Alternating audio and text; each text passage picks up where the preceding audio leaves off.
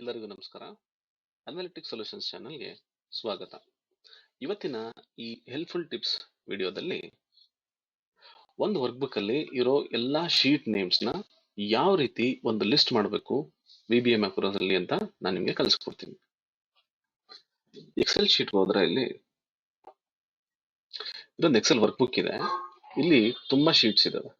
ಈ sheet names ನೆಲ್ಲ ನಾನು ಒಂದು ಲಿಸ್ಟ್ ಮಾಡಬೇಕು ಅಂತಂದ್ರೆ ಒಂದು ನಾನು ಟೈಪ್ ಮಾಡಬೇಕು, ಇಲ್ಲ ಅಂದ್ರೆ ಇದನ್ನ ಕಾಪಿ ಪೇಸ್ಟ್ ಮಾಡ್ಕೊಂಡು ಇಲ್ಲಿ ಮ್ಯಾನ್ಯಲ್ ಆಗಿ ಪೇಸ್ಟ್ ಮಾಡಬೇಕು. ಸೊ ಈ ರೀತಿ ಮಾಡ್ತಾ ಇರೋ ಟೈಮ್ ತುಂಬಾ ಹಿಡಿಯುತ್ತೆ.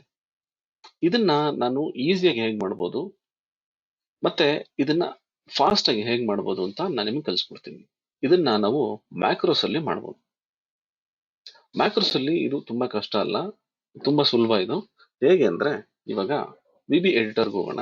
VB ಎಡಿಟರ್ಗೆ ಹೋಗ್ಬೇಕು ಅಂದ್ರೆ Alt F11 ಪ್ರೆಸ್ ಮಾಡಿದ್ರೆ ನಾನು VB ಎಡಿಟರ್ಗೆ ಹೋಗ್ತೀನಿ.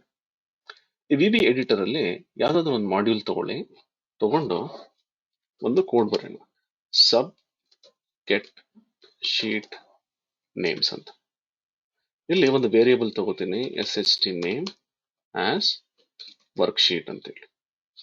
ಇಲ್ಲಿ ಒಂದು ಲೂಪ್ಸ್ ಕೊಡೋಣ. ಇಲ್ಲಿ ಲೂಪ್ಸ್ ಅಲ್ಲಿ ಫಾರ್ ಈಚ್ ಲೂಪ್ಸ್ ತಗೊಂಡ್ರೆ ನಮ್ಗೆ ಈಸಿ ಆಗುತ್ತೆ. For each SHT name in this workbook dot worksheets. Next SHT name. ನಿಮ್ಗೆ ಲೂಪ್ಸ್ ಬಗ್ಗೆ ಇನ್ನೂ ತುಂಬಾ ಮಾಹಿತಿ ಬೇಕಂದ್ರೆ ನಮ್ಮ ಯೂಟ್ಯೂಬ್ ಚಾನಲ್ಗೆ ಹೋಗಿ ಅಲ್ಲಿ ಲೂಪ್ಸ್ ಬಗ್ಗೆ ಇನ್ನೂ ಡೀಟೇಲ್ ಆಗಿ ನಾನು ಎಕ್ಸ್ಪ್ಲೈನ್ ಮಾಡಿದ್ದೀನಿ. ಅವಾಗ ನಿಮ್ಗೆ ಈ ಫಾರ್ ಈಚ್ ಲೂಪ್ಸ್ ಹೇಗೆ ಯೂಸ್ ಮಾಡಬೇಕು ಅಂತ ನಿಮ್ಗೆ ಇನ್ನೂ ಡೀಟೇಲ್ ಆಗಿ ಕಲ್ತ್ಕೋಬಹುದು. ಸೊ ಇಲ್ಲಿ ನಾನು ಇವಾಗ ವ್ಯಾಲ್ಯೂಸ್ ಬರಬೇಕು. ಅದಕ್ಕೆ ನಾನು ಏನ್ ಮಾಡ್ತೀನಿ, ಒಂದು ವೇರಿಯೇಬಲ್ ತಗೋತೀನಿ, ಇನ್ನೊಂದು ಇನ್ಕ್ರಿಮೆಂಟಲ್ ವೇರಿಯೇಬಲ್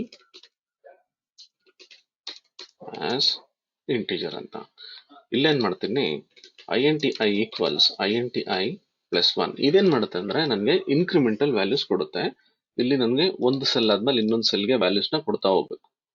ಅದಕ್ಕೆ ನಾನು ಏನ್ ಮಾಡ್ತೀನಿ, ಒಂದು INTI ಅಂತ ಒಂದು ಇನ್ಕ್ರಿಮೆಂಟಲ್ ವೇರಿಯೇಬಲ್ ನ ತಗೋತೀನಿ. ಇಲ್ಲಿ ಇವಾಗ ಈ ಶೀಟ್ ಇದೆಯಲ್ಲ, ಡಬಲ್ ಕೇಸ್ ವೇರಿಯೇಬಲ್ ಅಂತ, ಈ ಶೀಟ್ ಅಲ್ಲಿ L6 ಇಂದ ಶೀಟ್ ನೇಮ್ಸ್ ನ ತಗೋತೀನಿ. So range of L ampersand INTI +5 ಅಂತ ಕೊಡ್ತೀನಿ. 5 ಅಂತ ಯಾಕೆ ಕೊಡ್ತೀನಿ ಅಂದ್ರೆ ಇಲ್ಲಿ 6th ರೋ ಇಂದ ಸ್ಟಾರ್ಟ್ ಆಗಬೇಕು. Dot value equals SHT name dot name ಅಂತ ಕೊಡ್ತೀನಿ. ಸೊ ಇದೇನ್ ಮಾಡುತ್ತೆ ಅಂದ್ರೆ ನನಗೆ ಈ SHT ನೇಮ್ ಅನ್ನೋದು ಒಂದು ಶೀಟ್, ಅದಕ್ಕೆ ಅದ್ರಲ್ಲಿರೋ ನೇಮ್ ನ ತಗೊಳಕ್ಕೆ ಡಾಟ್ ನೇಮ್ ಅಂತ ಕೊಡ್ತೀವಿ. ಸೊ ಅವಾಗ ಏನಾಗುತ್ತೆ, ಇಲ್ಲಿ L6 ಇಂದ ನನಗೆ ಶೀಟ್ ನೇಮ್ಸ್ ನ ಕೊಡ್ತಾ ಹೋಗುತ್ತೆ.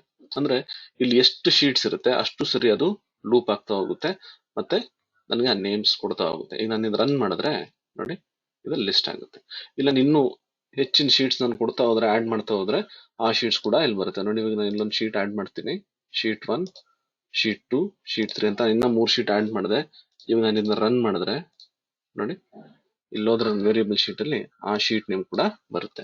ಸೊ ಈ ರೀತಿ ನಾನು ಏನಾದ್ರೂ ಒಂದು ವರ್ಕ್ ಬುಕ್ ಅಲ್ಲಿ ಎಲ್ಲಾ ಶೀಟ್ ನೇಮ್ಸ್ ತಗೋಬೇಕು ಅಂದ್ರೆ ಈ ಸಿಂಪಲ್ ಕೋಡ್ ಏನಿದೆ ಇದು ಬರೆದ್ರೆ ನನಗೆ ಈಸಿಯಾಗಿ ಫಾಸ್ಟ್ ಆಗಿ ಶೀಟ್ ನೇಮ್ಸ್ ನ ತಗೋಬಹುದು.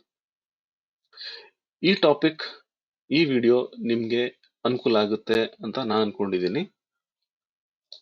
ಈ ವಿಡಿಯೋ ನೋಡಿದ್ದಕ್ಕೆ ತುಂಬಾ ಧನ್ಯವಾದಗಳು.